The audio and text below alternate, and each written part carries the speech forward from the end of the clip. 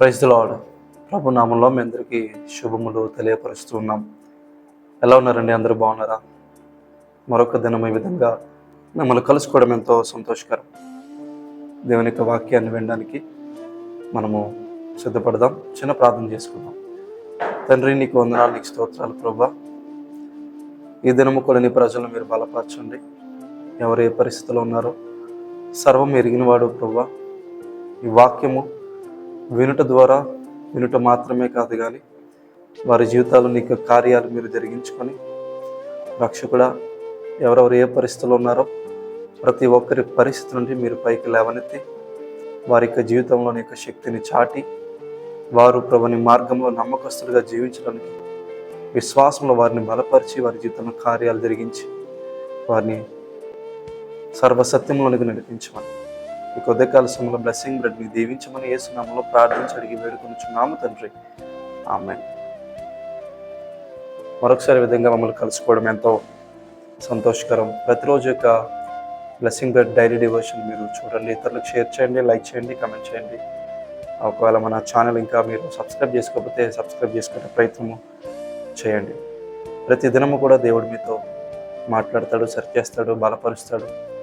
So ఈ యొక్క blessing bread చేయడానికి ప్రధాన కారణం ఏంటంటే అనేక మంది జీవితాలు బలపరచబడాలి, ఆదరించబడాలి, పైకి లేవనెత్తబడాలి, దేవునిలో మరల వారు సెటరేట్ చేయబడాలి.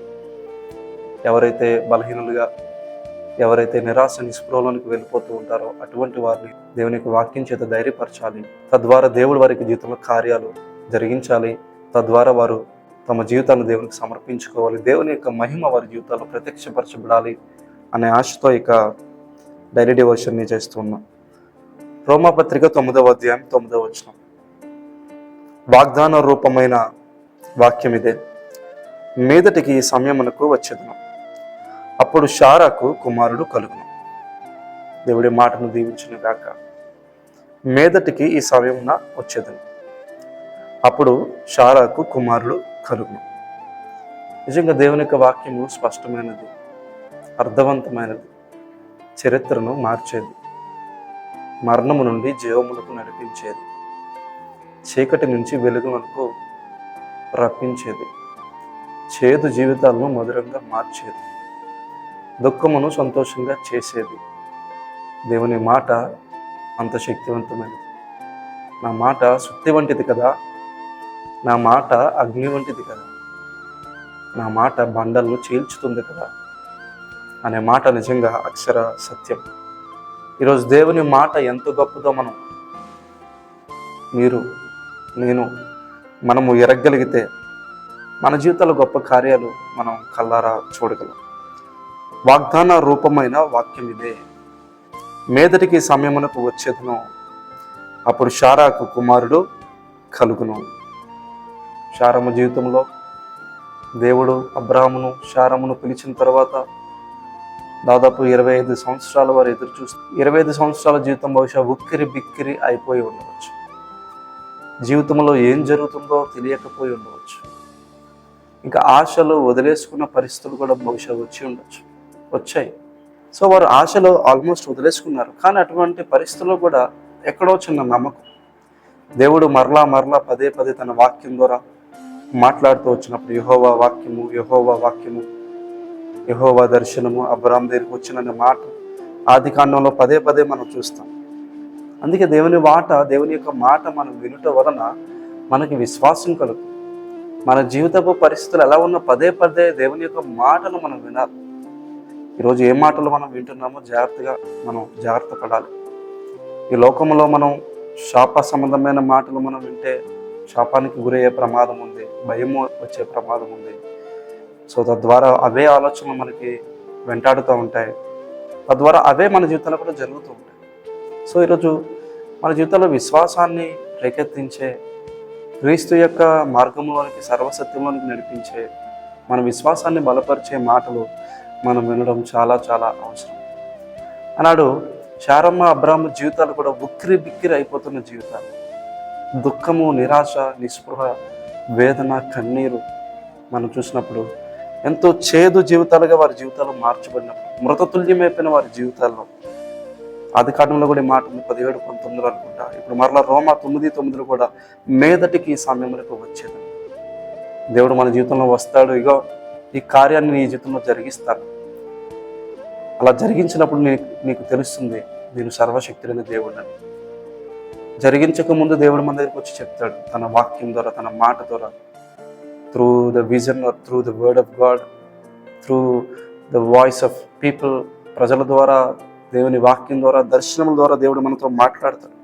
కార్యం జరగక ముందు మాట్లాడతాడు, జరిగిన తర్వాత మరలా వచ్చి ఇదిగో నా కార్యము జరిగించాను కదా, చూసావా నా కార్యం అని చెప్పి దేవుడు మరలా ఆ కార్యాన్ని చేసిన తర్వాత మన ఎదుట నిలబడతాడు.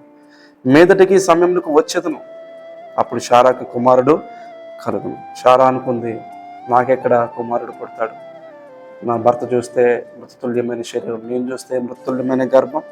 సో ఇటువంటి పరిస్థితుల్లో how it is even possible, ఎలా సాధ్యము అని చెప్పి శారమ్మ అనుకుంటా ఉంది. కానీ అదే మాట, దేవుడు చెప్పిన మాట మరుసటి ఏటికి శారమ్మ జీవితంలో దేవుడు నెరవేర్చాడు, ఒక కుమారుణ్ణి దేవుడు అనుగ్రహించాడు. ప్రియ సహోదరుడా, ప్రియ సహోదరి, ఈరోజు నీ జీవితంలో ఏ పరిస్థితి అయినా దేవుడు ఏదైతే తన యొక్క సమయం ఏదైతే కలిగి ఉన్నాడో ఆ సొంత సమయంలో తన యొక్క చిత్తానుకూలమైన సమయంలో దేవుడు తప్పనిసరిగా మేలు చేసేవాడు. ఆ సమయం వచ్చినప్పుడు, మీదటికి ఆ సమయం వచ్చినప్పుడు దేవుడు నీ యొక్క జీవితం మరలా నీవు అదే విధంగా ఉండవు, అదే బ్రతుకులో ఉండవు, అదే నిరాశలో ఉండవు, అదే వేదనలో ఉండవు, అదే దుఃఖ పరిస్థితుల్లో నీవు ఉండవు. నీ యొక్క స్థితిగతి మార్చబడుతుంది, నువ్వు పైకి లేవనెత్తబడతావు. నీ యొక్క జీవితంలో మరలా నీ యొక్క స్థితిగతులు అద్భుతంగా రూపుదిద్దుకుంటాయి. సో అది ఎవరికి సాధ్యం అంటే కేవలం దేవునికి సాధ్యం. అందుకే ఆదికాండం మనం చూసినప్పుడు 21వ అధ్యాయంలో శారమ్మ ఈ విధంగా అంటుంది, అప్పుడు శారా దేవుడు నాకు నవ్వు కలుగు చేశాడు. ఏ శారమ్మ అయితే ఎలాగ పిల్లలు పుడతారని చెప్పి ఆ వంటగదిలో నవ్వుకుందో, ఏ అబ్రహాం అయితే అవిట్ ఈస్ ఈవెన్ పాసిబుల్ అని చెప్పి నవ్వుకుంటూ వచ్చారు, ఇప్పుడు అదే అబ్రహాము శారా ఇస్సాకు అని పేరు పెట్టారు. ఇస్సాకు అని పేరుకి అర్థం ఏంటంటే నవ్వు, లాటర్ అని చెప్పి అర్థము. సో అక్కడ శారా దేవుడు నాకు నవ్వు కలుగు చేశాడు. నిజమే, మన జీవితంలో దేవుడే మనకు నవ్వు కలుగు చేస్తాడు. మనుషులైతే మనం చూసి నవ్వుతారు, కానీ దేవుడు మనకి జీవితంలో సంతోషం కలుగు చేసేవాడు, ఆనందం కలుగు చేసేవాడు. ఇంకా అక్కడ ఉంటుంది శారా, వినువారెల్లా నా విషయమై నవ్వుదురని అని. అంటే అర్థం ఏంటంటే తెలుగులో సరిగ్గా ట్రాన్స్లేట్ చేయబడదు, కానీ ఇంగ్లీష్లో everyone who hears will laugh with me, నాతో కూడా సంతోషిస్తారు.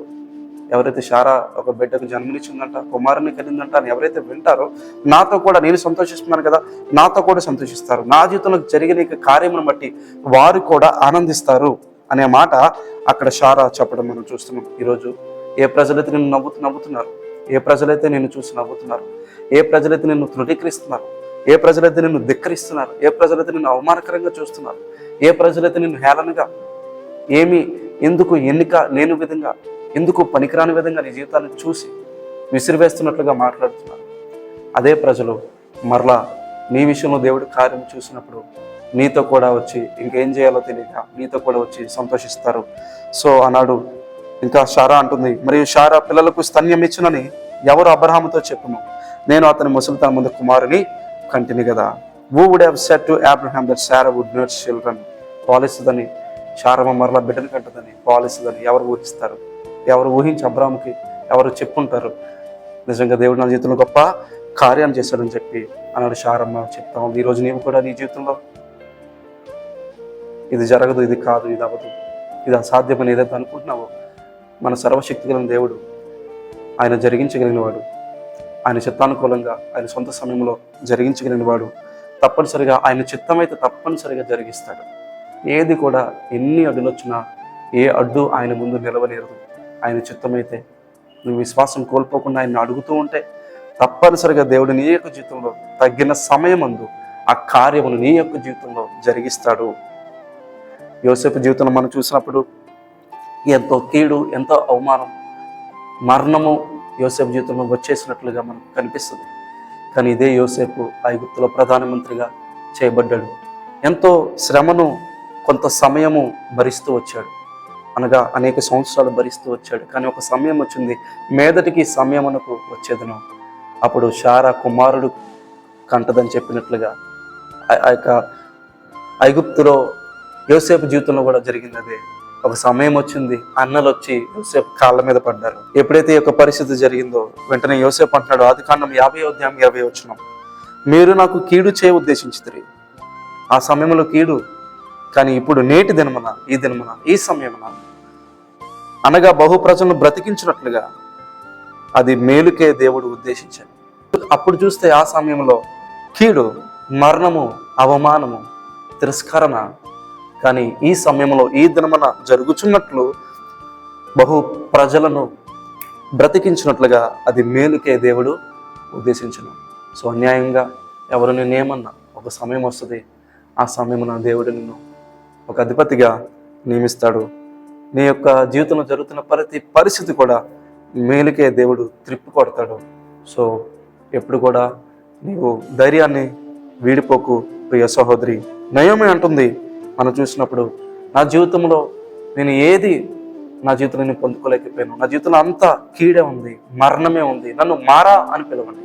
బెత్లెహేముకి వచ్చినప్పుడు నయోమి రూతు వచ్చినప్పుడు ఈ మాటలు నయోమి చెప్తుంది, నన్ను మారా అనండి, నన్ను నయోమి అనకండి, మాధుర్యం అని చెప్పి నన్ను పిలవకండి అని చెప్పి తను బాధపడుతూ వచ్చి, అదే నయోమి జీవితంలో ప్రజలు నయోమిని చేసి ఏమన్నారంటే రూతు గ్రంథం 4వ అధ్యాయం 14వ వచనం, అప్పుడు స్త్రీలు ఈ దినమున నీకు బంధువుడు లేకుండా చేయని యెహోవా స్తుతినందుగాక, ఆయన నామము ఇశ్రాయేలులో ప్రకటింపబడునుగాక. Blessed be the lord who has not left you this day without a redeemer.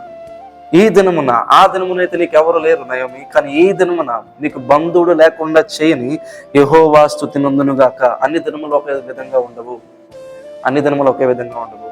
రోజులు దినములు మారుతాయి, పరిస్థితులు మారుతాయి, కాలాలు మారుతాయి, ఋతువులు మారుతాయి. దేవుడు నీ యొక్క జీవితంలో చేసే కార్యములు, విధి విధానాలు కూడా తప్పనిసరిగా మారుతాయి. కాబట్టి ధైర్యం తెచ్చుకో. హన్నా కూడా ఒక సమయమును చూసి తను ఏడుస్తూ వచ్చింది, కానీ ఒక సమయం వచ్చేసరికి తను నవ్వుతూ, మొదటి సమయాల గ్రంథంలో మనం చూసినప్పుడు 2వ అధ్యాయం 1వ వచనంలో నా హృదయము యెహోవా యందు సంతోషించుచున్నది, సంతోషించే దినం వచ్చింది. హన్నాకు ఒకప్పుడైతే దుఃఖపడింది మొదటి అధ్యాయంలో, 2వ అధ్యాయంకి వచ్చేసరికి సంతోషముతో అన్న ఉంది. కీర్తన 30లో దావీదు అంటున్నాడు, ఇదిగో రాత్రంతా నేను ఏడ్చాను, రాత్రంతా దుఃఖము నా జీవితంలో ఉంది. కీర్తన 30వ అధ్యాయంలో 11వ వచనంలో నా ప్రాణము మౌనముగా ఉండక నేను కీర్తించినట్లు నా అంగలార్పు నీవు నాట్యముగా మార్చి ఉన్నావు, నీవు నా గోనెపట్ట విడిపించి సంతోష వస్త్రము నన్ను ధరింపజేసి ఉన్నావు. యెహోవా నా దేవా, నిత్యము నేను నిన్ను స్తుతించుదును. ఇది దావీదు తన యొక్క జీవితంలో ఈ యొక్క మాటలు మాట్లాడుతూ ఉన్నాడండి. అంగలార్పును నాట్యంగా మార్చేశారట. ఒక దినము చూస్తే, ఒక సమయం చూస్తే దావీదు జీవితంలో అంగలార్పు ఉంది, సౌలు వేధిస్తున్నాడు, ప్రాణహాని ఉంది, భయంకరమైన పరిస్థితులు ఉన్నాయి, కానీ ఇప్పుడు నాట్యముగా దావీదు జీవితంలో తన పరిస్థితులు దేవుడు మార్చేశాడు. ఒకప్పుడు గోనెపట్ట ఉంది, కానీ ఇప్పుడు సంతోష వస్త్రము దేవుడు దావీదు జీవితంలో అనుగ్రహించాడు. ఈరోజు నీ యొక్క జీవితం ఏ విధంగా ఉంది? గోనెపట్ట ధరించినట్లుగా నీ యొక్క జీవితం అంగలార్పుతో నింపబడి ఉందా? కన్నీళ్ల ఓటగా నీ జీవితం మారిపోయిందా? నీ తలగడంతా కన్నీటి సంద్రంగా మార్చబడిందా? ప్రియ సహోదరుడా, ప్రియ సహోదరి, దుఃఖపడకు, ధైర్యం తెచ్చుకో. ఈరోజు దేవుడు మనకి ఇస్తున్న వాగ్దానం ఏంటంటే యెషయా గ్రంథం 61వ అధ్యాయము 3వ వచనం, సియోనులో దుఃఖించు వారికి ఉల్లాస వస్త్రమును ధరింపజేయుటకును, బూడిదకు ప్రతిగా పూదండను, దుఃఖమునకు ప్రతిగా ఆనంద తైలమును, భారభరితమైన ఆత్మకు ప్రతిగా స్తుతి వస్త్రమును వారికి ఇచ్చుటకును ఆయన నన్ను పంపి ఉన్నాడు. దుఃఖించు వారికి ఉల్లాస వస్త్రము, బూడిదకు ప్రతిగా పూదండ, దుఃఖమునకు ప్రతిగా ఆనంద తైలము, భారభరితమైన ఆత్మకు ప్రతిగా స్తుతి వస్త్రమును దేవుడు ఇవ్వడానికి ఇష్టపడుతున్నాడు. నమ్ముతున్నావా? మీదటకు ఈ సమయంలో ఈ కార్యములు దేవుడు జరిగించడానికి ఇష్టపడుతున్నాడు. నీవు కన్నీళ్లతో మొరపెట్టు, ధైర్యంతో మొరపెట్టు, సమర్పణతో మొరపెట్టు. తప్పనిసరిగా దేవుడి నీ జీవితంలో కార్యం జరిగిస్తాడు. మీకోసం చిన్న ప్రార్థన చేస్తాను. పరిశుద్ధుడైన మా ప్రేమ గల తండ్రి, నీకు వందనాలు. యేసుక్రీస్తు ప్రభువా, నీ ప్రజలు ఏ పరిస్థితులు ఉన్నారు, ఎవరెవరు ఏ దుఃఖంలో ఉన్నారు, ఎవరెవరు ఏ బాధలో, ఎవరెవరు ఏ శ్రమలో, ఎవరెవరు ఏ కష్టంలో, ఎవరెవరు ఏ యొక్క ఇబ్బందికరమైన పరిస్థితుల్లో, ఇక మరణమే శరణం అనుకున్న పరిస్థితుల్లో ఎవరి యొక్క జీవితంలో అనుభవిస్తున్నారు ప్రభా, వారి జీవితంలో ఒక్కసారి జ్ఞాపకం చేసుకోండి. వారి జీవితాల్లో మేలు చేయండి, వారి కన్నీళ్లు తోడవండి. ఇదిగో ప్రభా, దుఃఖంలో, వేదనలో, సమస్యలు చెప్పుకోలేక ఎవరెవరైతే బాధపడుతున్నారు వారి జీవితాల్లో ప్రభా మీదటికి సమయంలో మేలు చేయండి. వారి యొక్క పరిస్థితులు, వారి యొక్క అక్కర్లు నాకు తెలియదు, కానీ ప్రియ క్రీస్తు ప్రభా సమస్తాన్ని ఎరిగిన వాడు, ప్రతి ఒక్కరి అక్కర ఎరిగిన వాడు నీవే. ప్రతి ఒక్కరి వ్యాధి బాధలు ఎరిగిన వాడు నీవే. హృదయ ఘోష, బాధ, వేదన ఎరిగిన వాడు నీవే. కుటుంబ సమస్యలు ఎరిగిన వాడు నీవే. ప్రతి ఒక్కరి అక్కరి కొలది, ప్రతి ఒక్కరి జీవితంలో మీదటికి సమయం కార్యం జరిగించుకోవాలి. ఈరోజు నీ ప్రజలకు తోడుగా ఉండి మేలు చేసి భద్రత ఇచ్చి వారి కుటుంబాలను ఆశీర్వదించమని యేసుక్రీస్తున్నామని పేరిట ప్రార్థించి అడిగి వేడుకొనిచున్నాం తండ్రి. ఆమేన్. ప్రభు చిత్తం మీద మరలా రేపు కలుద్దాం. అంతవరకు ప్రభు కృప మీకు తోడే ఉన్నది గాక. God bless you.